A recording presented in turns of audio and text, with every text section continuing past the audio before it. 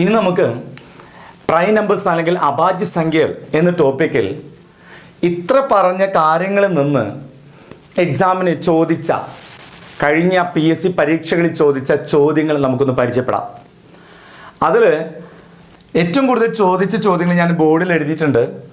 അതിൽ ഒന്നാമത്തെ ക്വസ്റ്റ്യൻ ഇതാണ്: 1-നും 100-നും ഇടയിലുള്ള അഭാജ്യ സംഖ്യകളുടെ എണ്ണം എത്ര എന്നതാണ്. 1-നും 100-നും ഇടയിലുള്ള അഭാജ്യ സംഖ്യകൾ എന്ന് പറഞ്ഞാൽ ഇത്രയും എണ്ണമാണ്. അതായത് നമുക്ക് ഇത് കൂട്ടിയാലും കിട്ടും. ഇതെല്ലാം കൂടെ കൂട്ടിക്കഴിഞ്ഞാൽ നമുക്ക് 25 എന്ന് കിട്ടും. അപ്പോൾ ഇത് ഓർത്തിരിക്കണം, പല തവണ PSC റിപ്പീറ്റ് ചെയ്ത ചോദ്യമാണിത്. 1-നും 100-നും ഇടയിൽ അല്ലെങ്കിൽ 0-നും 100-നും ഇടയിൽ എന്ന് പറഞ്ഞാലും കുഴപ്പമില്ല. കാരണം ഈ 2 എന്ന് പറഞ്ഞാൽ ഒന്നിൻ്റെ വലുതാണ്, അതുപോലെ തന്നെ 0-നും വലുത്. അപ്പോൾ ഈ രണ്ട് രീതിയിൽ ചോദിക്കാം. 1-നും 100-നും ഇടയിലുള്ള അഭാജ്യ സംഖ്യകളുടെ എണ്ണം 25, വളരെ പ്രധാനപ്പെട്ടത്. പിന്നീട് എക്സാമിന് ചോദിച്ച മറ്റൊരു ക്വസ്റ്റ്യൻ ഇതാണ്: 1-നും 50-നും ഇടയിലുള്ള അഭാജ്യ സംഖ്യയുടെ എണ്ണം എത്ര? നോക്കാം നമുക്ക്. 50-ന്റെ ഇടയിൽ അല്ലേ, ഇത്രയല്ലേ 50 വരുന്നത്. ഓക്കെ, ഇതിൻ്റെ ഇടയിൽ എത്ര ഉണ്ടെന്ന് കൂട്ടി നോക്കാം നമുക്ക്. എത്ര ഉണ്ട്? 8, 2, 10, 13, 14, 15 എണ്ണമാണുള്ളത്. ഓക്കെ അല്ലേ?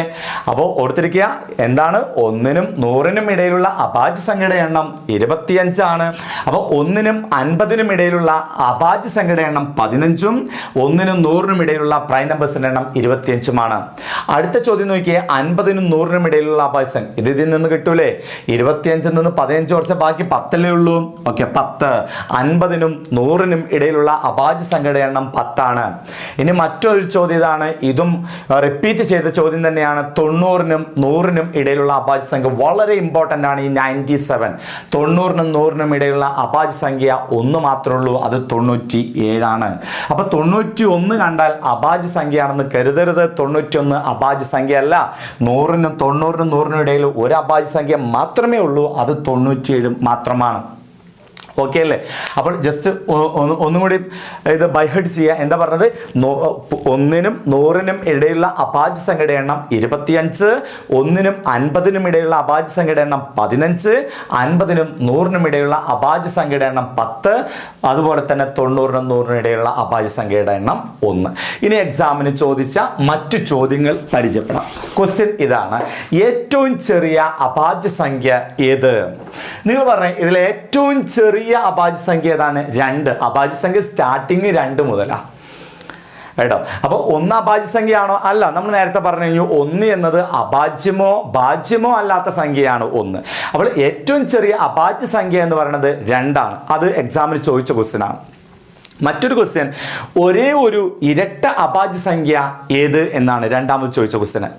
ഒരേ ഒരു ഇരട്ട അഭാജ്യ സംഖ്യ, അതായത് ഇതെല്ലാം ഒറ്റ അഭാജ്യ സംഖ്യ, ഒറ്റ സംഖ്യകളാണ്. ഇതെല്ലാം എല്ലാം ഒറ്റ സംഖ്യകളാണ്.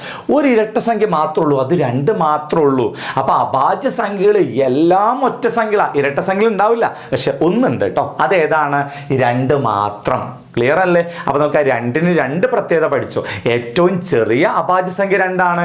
അതുപോലെ തന്നെ ഇരട്ട സംഖ്യയായ ഏക അഭാജ്യ സംഖ്യ കൂടിയാണ് ഏത്?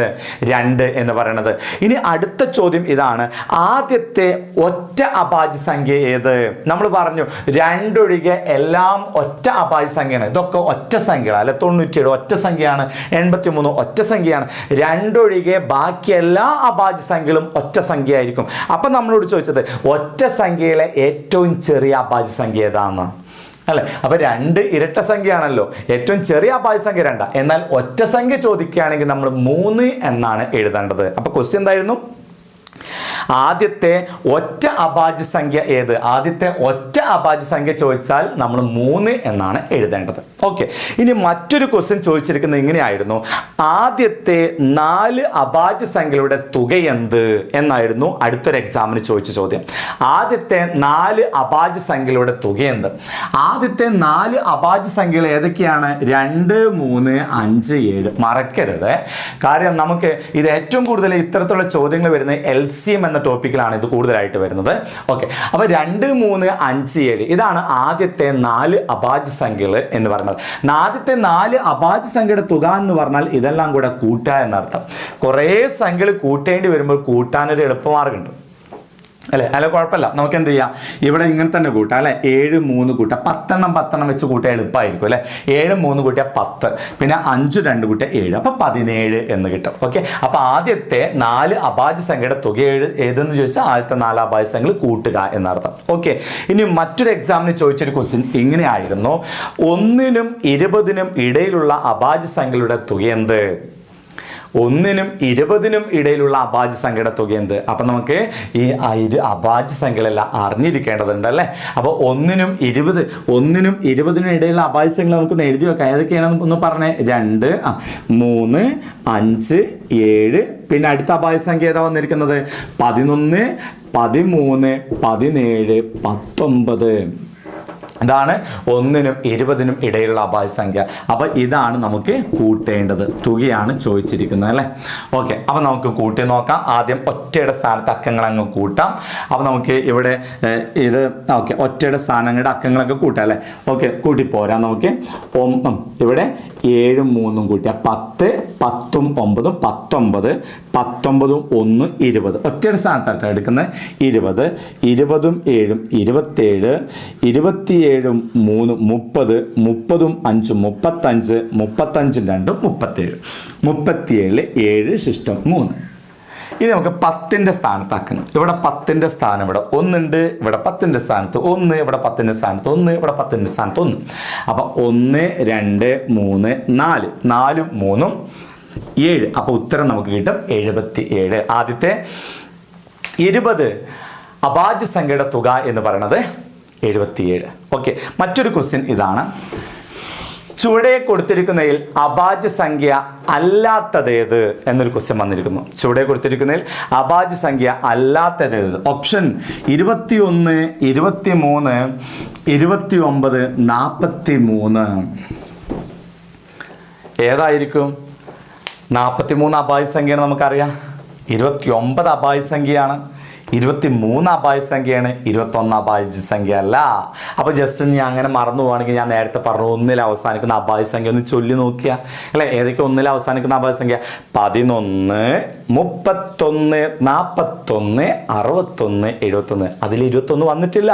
അതുകൊണ്ട് 21 അഭാജ്യ സംഖ്യ ആണോ? അല്ല. അതുകൊണ്ട് ഉത്തരം 21 എന്ന് കിട്ടും അല്ലേ. ഓക്കെ, മറ്റൊരു ക്വസ്റ്റ്യൻ: ഏറ്റവും ചെറിയ 3 അക്ക അഭാജ്യ സംഖ്യ ഏത്? ഏറ്റവും ചെറിയ 3 അക്ക അഭാജ്യ സംഖ്യ ഏത്? ഓപ്ഷൻ 101 103 107 109. ഇതിലേതാണ് അഭാജ്യ സംഖ്യ? ഓക്കെ, 109 അഭാജ്യ സംഖ്യയാണോ? ആണ്. 109 അഭാജ്യ സംഖ്യ ആണ്. 107 അഭാജ്യ സംഖ്യയാണോ? അതെ, 107 അഭാജ്യ സംഖ്യയാണ്. 103 അഭാജ്യ സംഖ്യയാണോ? അതെ, 103 അഭാജ്യ സംഖ്യയാണ്. 101 അഭാജ്യ സംഖ്യയാണോ? അതെ, 101. ഈ തന്നിരിക്കുന്ന 4 സംഖ്യകളും അഭാജ്യ സംഖ്യകളാണ്. അപ്പൊ നമുക്ക് ചെറുതല്ലേ ചോദിച്ചത്? അപ്പൊ ഇതിൽ ഏറ്റവും ചെറുതേതാ? 101. ഓക്കെ, അപ്പൊ നമുക്ക് അവിടെ ഒരു ചോദ്യം, ഒരു ആൻസറും കൂടി കിട്ടി. ഏറ്റവും ചെറിയ 3 അക്ക അഭാജ്യ സംഖ്യ ഏത് അല്ലേ? ഏതാണ് ഏറ്റവും ചെറിയ 3 അക്ക അഭാജ്യ സംഖ്യ? 101. ഏറ്റവും ചെറിയ 2 അക്ക അഭാജ്യ സംഖ്യ ഏതാണ്? 11. ഏറ്റവും വലിയ 2 അക്ക അല്ലേ? ഏറ്റവും ചെറിയ 2 അക്ക അഭാജ്യ സംഖ്യ 11. ഏറ്റവും വലിയ 2 അക്ക അഭാജ്യ സംഖ്യ ഏതാണ്? ഏറ്റവും വലിയ 2 അക്ക അഭാജ്യ സംഖ്യ 97. ഓക്കെ, ഓർത്തിരിക്കണേ. ഏറ്റവും ചെറിയ 2 അക്ക അഭാജ്യ സംഖ്യ 11ഉം ഏറ്റവും വലിയ 2 അക്ക അഭാജ്യ സംഖ്യ 97ഉമാണ്. ഏറ്റവും ചെറിയ 3 അക്ക അഭാജ്യ സംഖ്യ എന്ന് പറയുന്നത് 101 ആണ്. ഓക്കെ, ഇനി മറ്റൊരു ക്വസ്റ്റ്യൻ ഇതാണ്. ഓക്കെ, കൂട്ടത്തിൽ പെടാത്തത് ഏത്? ഓക്കെ, മറ്റൊരു പ്രീവിയസ് ക്വസ്റ്റ്യൻ ആണ്. കൂട്ടത്തിൽ പെടാത്തത് ഏത്? Option A 31 41 51 61. ഇത് നമ്മൾ നേരത്തെ പറഞ്ഞിരുന്നു അല്ലേ. അപ്പോൾ 31 41 51 61 കണ്ടാൽ പെട്ടെന്ന് ഒരാൾക്ക് ഇതിൽ നിന്ന് കൂട്ടത്തിൽപ്പെടാത്തത് കണ്ടെത്താൻ പ്രയാസമാണ്. എന്നാൽ ഈ 25 അറിയുന്ന ഒരാളെ സംബന്ധിച്ച് ഇതൊരു പ്രശ്നമുള്ള കാര്യമല്ല. 1ൽ അവസാനിക്കുന്ന അഭാജ്യ സംഖ്യകളൊന്ന് ചൊല്ലി നോക്കിയാൽ മതി അല്ലേ. ഏതൊക്കെയെന്ന് പറഞ്ഞേ? 11 31 41 61 71. അതിൽ പെടാത്ത സംഖ്യ 51ആണ്. ഉത്തരം 51 ആണ്.